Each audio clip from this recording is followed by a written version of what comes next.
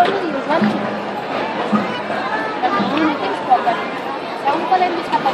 després el lleón, i després el toro, i després la vaca. Aquest drac infantil que va néixer un dia de Sant Jordi del 98.